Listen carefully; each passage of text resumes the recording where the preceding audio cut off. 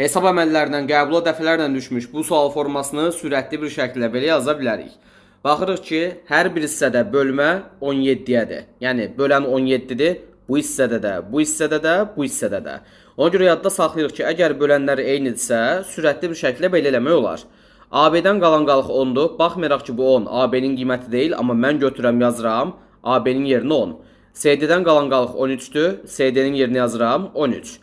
Ondan 13'ü çıxanda eləyir -3. Əgər burada müsbət 3 olsaydı, 17-yə bölünmür deyə cavab 3 olacaqdı. Yəni qalıq 3 qalacaqdı.